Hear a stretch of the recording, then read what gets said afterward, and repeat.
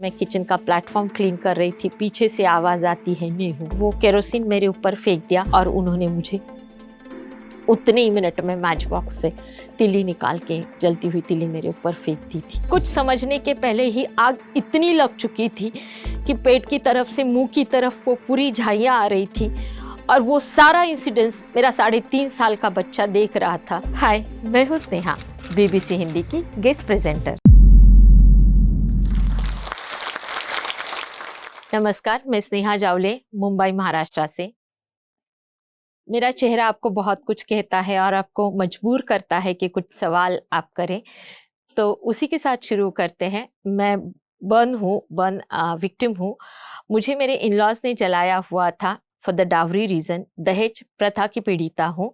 महाराष्ट्र से हूँ, तो महाराष्ट्र में दहेज के लिए जलाने का अभी भी रिवाज चालू है या वो प्रथा अभी भी चलती है। मैं बर्न्स को रिप्रेजेंट करती हूँ, तो चाहे वो बर्न जलने की वजह से हो, चाहे वो एसिड विक्टिम की वजह से हो, मैं दोनों के लिए काम करती हूँ। शादी की उम्र हो रही थी, मम्मी पापा ने अरेंज मैरिज करके दिया था। उनका सही था, उनके मायने से कि बेटी की शादी अरेंज करेंगे, सब देख के करेंगे तो वो अपने हिसाब से खुश रहेगी। पर हमको नहीं पता होता इंसान का सोच क्या है, वो किस तरह का विचार रखता है और किस तरह के माहौल से वो अपनी सोच को आगे लेके जाता है। जैसे ही शादी होने वाली थी, तो शादी के पहले से ही दहेज के लिए बार बार पूछताछ हो रही थी। तो पापा ने शादी में दहेज ये सोच के दिया था कि बेटी का नया संसार शुरू हो रहा है, तो कुछ चीज़ों की उसको ज़रूरत लगेगी, तो मैं एज अ हेल्प उसको देता हूँ। और शायद वहीं पे मेरे पेरेंट्स गलत हो गए, ऐसे आज के दिन मुझे लगता है। क्योंकि मम्मी पापा तो ये सोच के देते हैं कि उसका अच्छा होगा, भला होगा, उसको उसमें हेल्प हो जाएगी, बट वो सिलसिला ख़त्म ही नहीं हो रहा था। घर में शादी है, त्योहार है, जैसे महाराष्ट्रियंस में होता है कि पूरे साल त्योहार मनाते जाते, तो हर त्योहार पे कुछ ना कुछ आ रहा था। कभी गोल्ड चेन दो, कभी कैश दो, कभी फर्नीचर दो, कभी घर की इतर चीज़ें बाकी की जो है वो दो। इस तरह से मांग बढ़ते ही जा रहा था। वन डे मैंने बोला था कि अब इसके बाद नहीं दे पाएंगे, क्योंकि मैं मेरे घर की बड़ी बेटी थी और मेरे बाद 2 भाई और 1 बहन थी जिनका एजुकेशन चल रहा था। तो पापा बैंक में वर्किंग होने के कारण इतना सब नहीं दे सकते थे हर किसी को। उसलिए हमने स्टॉप करने की कोशिश की और शायद वो चीज़ मेरे अगेंस्ट चली गई और वहीं से उसका इम्पैक्ट टुवर्ड्स टू मी बहुत गलत आना शुरू हो गया था, बैड इफ़ेक्ट आना शुरू हो गया था। मारपीट तो बार-बार हो रही थी, शादी के तीसरे दिन से ही मारना-पीटना शुरू किया था फॉर नो रीज़न, छोटी-छोटी चीज़ों को लेके। तुमने पेपर यहाँ क्यों रखा? तूने पानी का ग्लास हाथ में क्यों नहीं दिया? इस तरह के एकदम छोटी और क्षुद्र चीज़ों को लेके मारपीट होनी शुरू हो गई थी। ऐसे ही करते ज़िंदगी चल रही थी, क्योंकि सब बड़े-बुज़ुर्ग बोल रहे थे, एक बच्चा हो जाएगा तो शांति हो जाएगी और इन-लॉज़ समझ जाएँगे। पर बेटा हुआ, उसके बाद भी कोई चेंजेस नहीं था। मैं वर्किंग रही, कुछ चेंजेस नहीं आ रहा था और धीरे करके उनके दिमाग में वो क्या सोच पनप रही थी, बढ़ रही थी, मैं नहीं जानती। एक दिन वो दिन आया, 24 दिसंबर की रात थी, 9:30 का टाइम था 2000 में।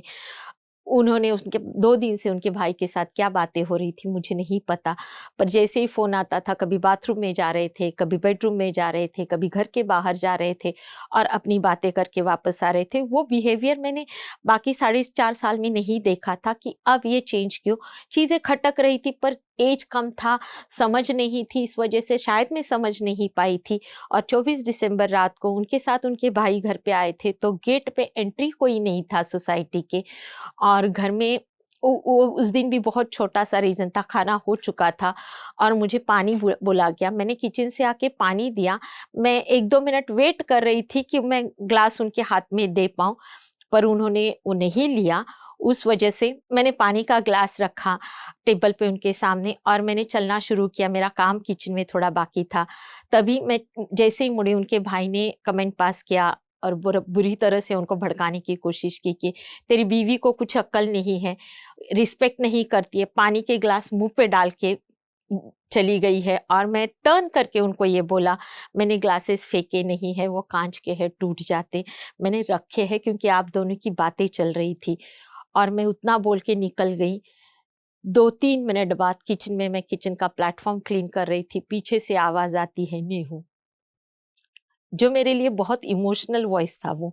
मेरे हस्बैंड मुझे उस नाम से बुलाते थे, तो एक प्यार का वो नाम था, एक इमोशंस जुड़ा हुआ था, और मुझे नहीं पता था कि वही नाम, वही आवाज़ मेरा पूरा जीवन बदल देगी और टूवर्ड्स टू नर्क की तरफ डाल देगी। मैंने टर्न करके देखा, वो और उनके भाई खड़े थे। वही फ्रिज के ऊपर मैच बॉक्स रखा हुआ था और उनके भाई बोल रहे थे, इसकी कोई ज़रूरत नहीं, आज भी तुझे इतने लाख दे के नई लड़की बीवी मिल जाएगी, तो इसको रखा क्यों है? मैंने टर्न करके गुस्से में बोला, उनके हाथ में मैच बॉक्स देखते हुए, कि क्या करना चाहते हो? क्या मुझे जलाना चाहते हो? और उतने में ही मुझे थोड़ा बहुत पेंटिंग का शौक था, इसलिए थोड़ा सा केरोसिन रखा हुआ था ब्रश क्लीन करने के लिए किचन के साइड विंडो के पास।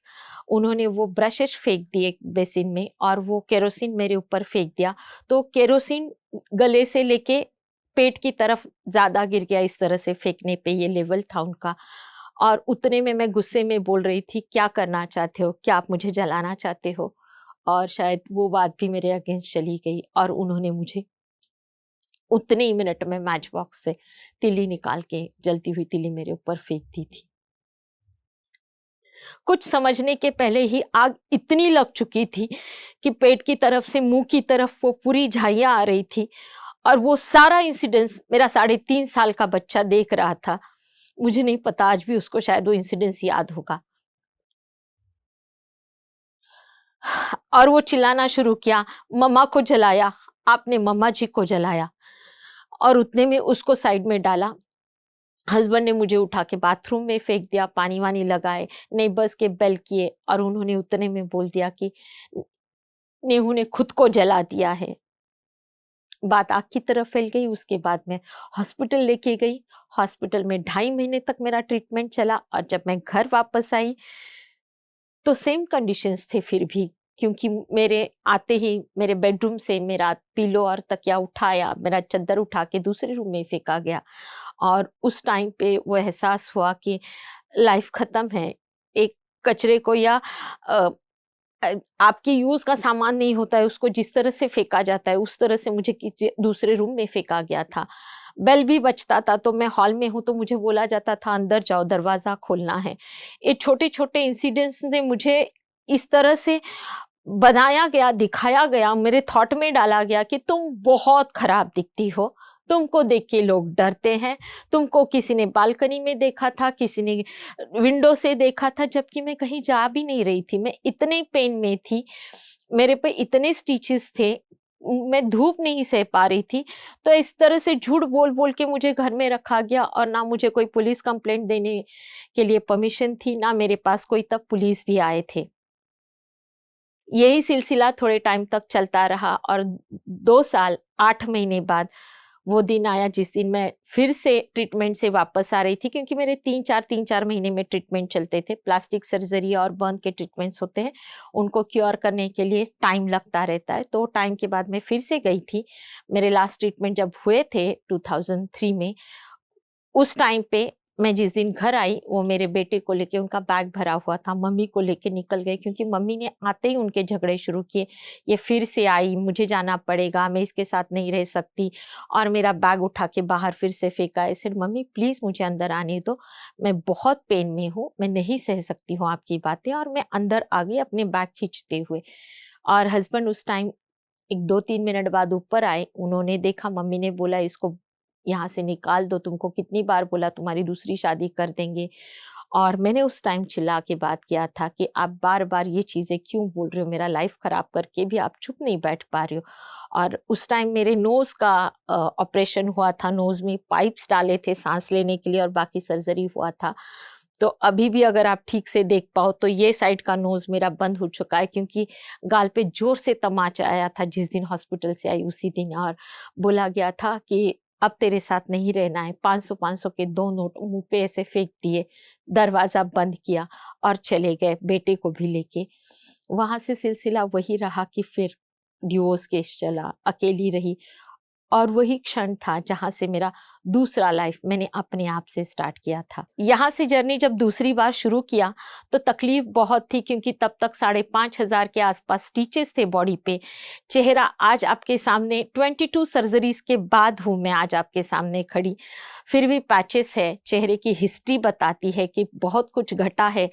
जो सच्चाई भी है, वहाँ से जर्नी शुरू करने के टाइम इतनी दिक्कतें आ रही थी कि मैं अपने घर का कचरा डस्टबिन भी बाहर रखने के लिए रात के 1:30-2 बजे तक वेट करती थी कि कोई नहीं आ पाए और मैं उसको बाहर रख पाऊँ। फिर भी लोग मुझे बोलते थे कि इसको देखा तो डर लग गया, इसको देख के फीवर जैसे कंडीशंस हो गए, इसको देखा तो मुझे हार्ट में पेन शुरू हो गया, मैं 3 दिन तक सो नहीं पाई। एक्सक्यूज़ मी, जब आप मूवी देखने के लिए जाते हो, 3D इफ़ेक्ट्स देखने के लिए जाते हो, तो उस मेकअप को मैं बहुत एप्रिशिएट करती हूँ उन कलाकारों को जो वो कर रहे हैं। वो तो आप बहुत मज़े के साथ 400-500 रुपए के पॉपकॉर्न्स लेके खाते बैठते हो, और जब कोई इंसान जीने की कोशिश कर रहा है, उसके साथ एक घटना होने के बाद लाइफ में दोबारा खड़े होने की कोशिश कर रही है, तब आप ये कमेंट्स देके क्यों उसका मॉरल डाउन करते हो, क्यों उसका आत्मविश्वास कम करते हो, ये समझने की कोशिश मैं आज तक कर रही हूँ, पर समझ नहीं पा रही हूँ कि ऐसा क्यों होता है। But I really appreciate the younger generation, जो आज के युवक है, आज के बच्चे हैं, वो बहुत ओपन है इस चीज़ के लिए। उनको नहीं फ़र्क पड़ता मेरा चेहरा कैसे दिखता है, आई एम गुड लुकिंग और I am not, but I am still good looking, I am beautiful. और वहाँ से जब मैंने दूसरी बार अपनी शुरुआत की तो मुझे नहीं पता था ज़िंदगी कहाँ जाएगी, क्योंकि मैं डीएड कर चुकी थी, तो मैं तब टीचर का जॉब करती थी और चेहरे के वो लुक्स के साथ मुझे टीचिंग का जॉब नहीं मिला था, जबकि बच्चे नहीं डरते थे। मैंने जब क्लासेस लिए थे तो छोटे बच्चों को मैं क्राफ्ट वगैरह सिखाती थी, और वो बच्चे बहुत खुशी से 1 घंटे की जगह 2-2 3-3 घंटे रहते थे। पर उनके पेरेंट्स, आजू बाजू वाले बड़े, वो छोटे बच्चों के दिमाग में ये डालना चाहते हैं, ये अच्छी नहीं दिखती है, तुम मुंह छुपाओ, गोद में लेके उसका सर साइड में करेंगे। और वो बच्चे आके बहुत इनोसेंटली बात करते थे, आंटा व्हाट हैपेंड टू यू, आपके साथ क्या हुआ। और मैं समझाती थी, खेलना संभल के, मम्मी की बात सुनना। वो बच्चे सुन के चले जाते हैं। वो एक दौर था, पर समझ में, जैसे मैंने बोला, नहीं आ रहा था कि मेरी लाइफ कहाँ से कहाँ जाएगी, क्योंकि अब सिंगल हो चुकी थी। पेरेंट्स ने सपोर्ट करना बंद कर दिया था, क्योंकि उनके 2 बेटों के लिए बहुएं आने बाकी थी, और एक मेरी बहन है, उसके लिए घर में जवाई आने बाकी थे। तो उन्होंने शायद तोलने की कोशिश की, तो मेरा पर्दा थोड़ा सा कम हो गया और उनका वेट ज़्यादा हो गया, तो उन्होंने मुझे सपोर्ट नहीं किया, विच इज़ एब्सोल्युटली रॉन्ग। अगर वो सपोर्ट करते तो मैं अपनी लाइफ में थोड़ा जल्दी सेटल हो सकती थी। और आज पेरेंट्स को मैं यही कहती हूँ, आपकी लड़की की गलती नहीं है, उसके साथ कुछ गलत हो रहा है, तो प्लीज़ अपने लड़कियों को सपोर्ट करो। वो जीना चाहती है तो उनको थोड़ा सा आगे आने के लिए सपोर्ट कीजिए, कोशिश कीजिए, और थोड़ा सा उनका बैकबोन बनिएगा। तब समझ में नहीं आ रहा था लाइफ कहाँ से शुरू करूँ, तो मुझे समझ में आया कि मैं मेडिटेशन में बहुत अच्छी हूँ। तो फिर मैंने वहाँ से शुरुआत की, मैंने टैरो कार्ड सीखा, मैंने उसके साथ ही साथ astrology, numerology, graphology, reiki double grand master, tea coffee reading, ये सब सीखा।